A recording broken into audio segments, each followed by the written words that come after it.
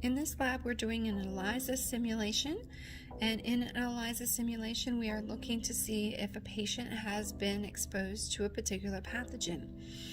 What we will be doing is we will be using a microtiter plate, and on the microtiter plate it has been labeled, and so we've got letters A through H on the side to indicate which row we were looking at, and then we've got numbers 1 through 12 along the top so we can tell which sample we're looking at. And then we're going to be testing 6 patient samples. We've got samples A through F for our different patients, and we're looking to find out if those patients have been exposed to that pathogen.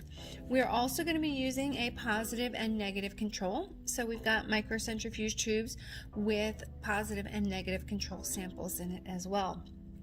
We're going to be using the antigen to start off with, and we're going to add 3 drops of antigen into each of our wells for our samples. And then we will add our patient samples to that antigen. And then we will be adding the secondary antibody to that. And then finally we will be adding the chromogen to that to indicate whether or not we have a color change. So in a normal ELISA simulation test, we would be rinsing out the wells in between each of the steps. However, this is a simulation, and so we're just going to be adding the drops without rinsing out the samples. So I'm going to start off with adding our antigen to each of the wells. Again, 3 drops to each of our wells. In our lab handout, we've got instructions here, and it's showing you what we're going to be putting in each of the wells. We're going to be putting 3 trials for each one. So the first 3 are going to have the positive control. The second 3 are going to be our negative control. And then in row A, samples 7, 8, and 9 will be for patient A. 10, 11, and 12 will be for patient B. And then in the next row, row B, we're going to have 3 samples for patient C, 3 wells for patient D, 3 wells for patient E, and 3 wells for patient F. And so we're going to be doing that in our microtiter plate. And so I'm going to start off with the antigen, 3 drops in each of the wells.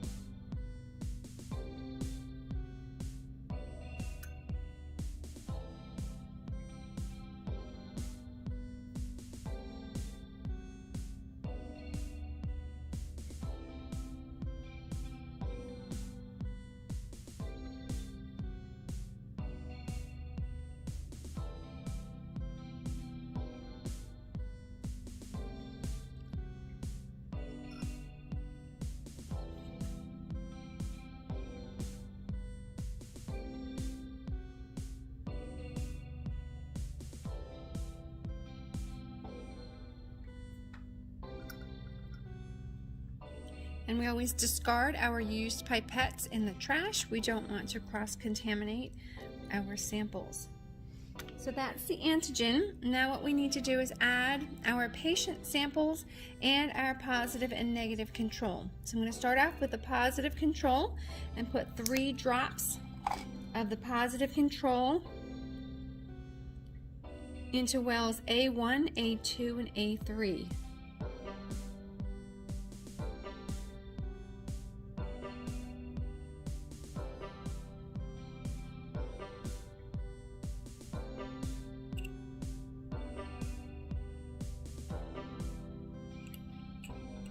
And again, discard the tip after I've used it. I'm going to take a new tip and do 3 drops of our negative control into A4, 5, and 6.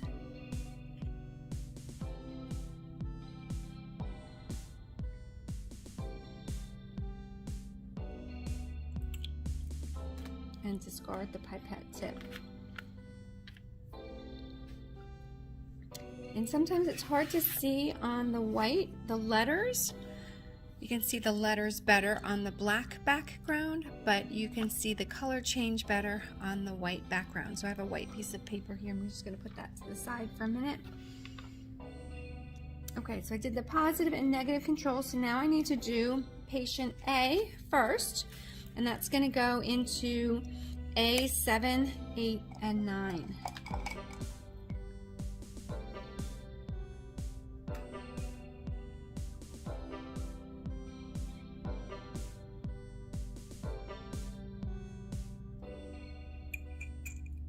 And discard the pipette tip. So that's patient A.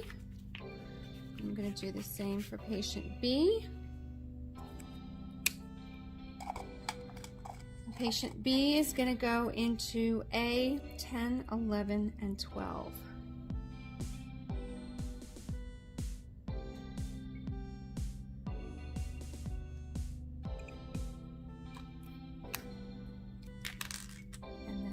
Do the same for patient C. Patient C is going in the next row, B, 1, 2, and 3.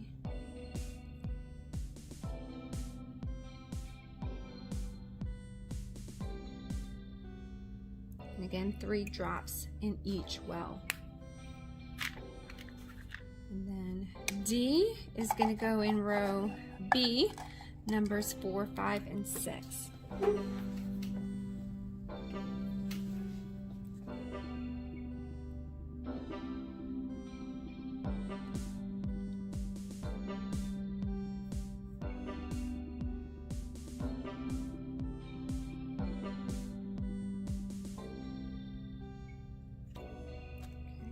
D, and we need E.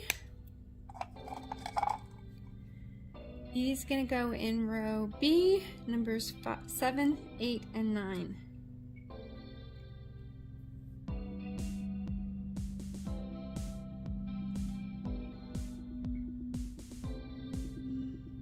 Okay, so I accidentally dropped a little bit into A7, so we might want to make a note of that, that we might get a false reading in A7. And so we'll have to see what our results look like. Okay, so that was E, and let's take a look at F.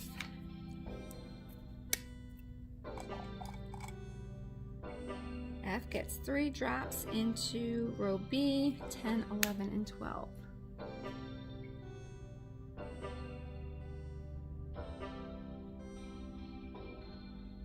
And discard our tip there. So we're now done with our blood samples or serum samples. And then our next step, after we've got all of our patient samples into all of our wells, we now need to add the secondary antibody, which is our next sample. So we're going to add 3 drops of the secondary antibody into all of our wells. So we're going to use a new pipette tip.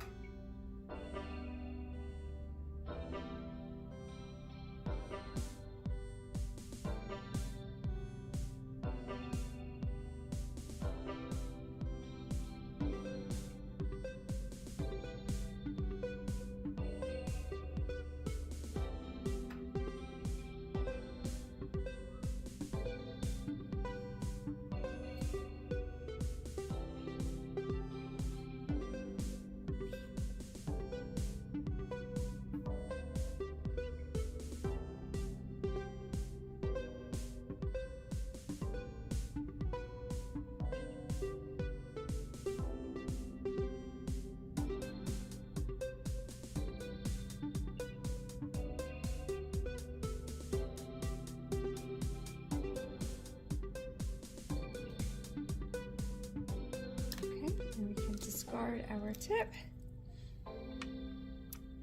Then what we need to do is we are going to add now 3 drops of the chromogen to our samples. And this is going to initiate a color change. So again, a new pipette tip and 3 drops in each well.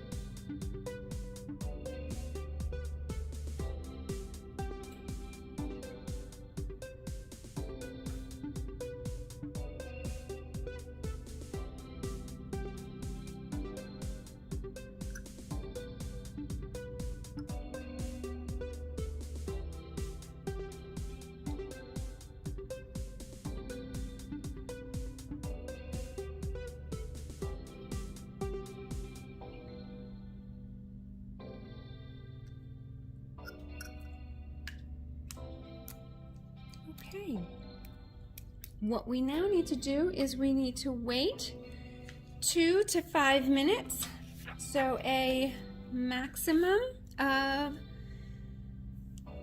5 minutes, but a minimum of 2 minutes. So we're waiting for a color change, and we can kind of see a color starting to show a slight change. And so it kind of has initially a little greenish tint, but if it turns to purple, then that would indicate a positive result. So we need to wait 2 minutes and see what color change we get. So let's just wait a few minutes.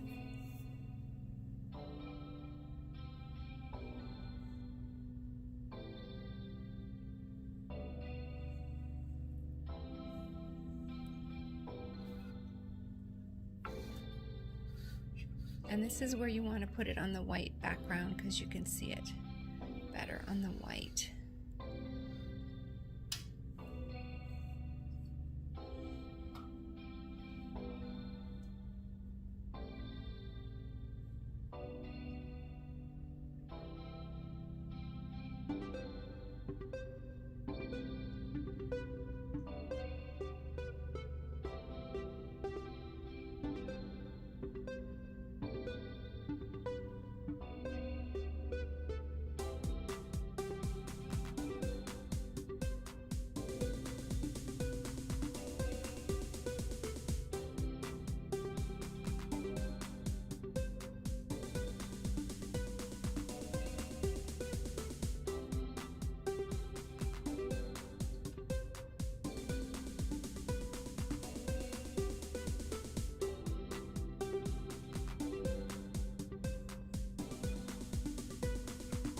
Start to see that color change even better.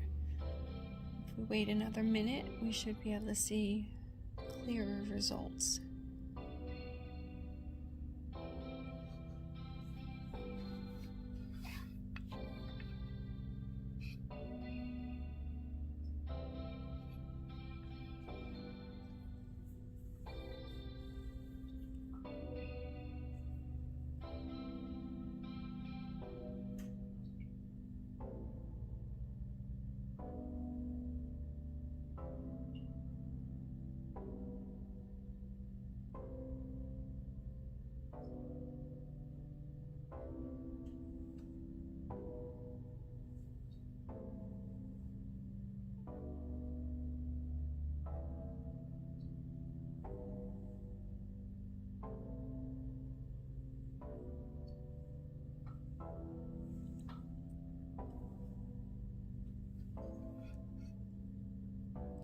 Okay, so let's take a closer look at our results here.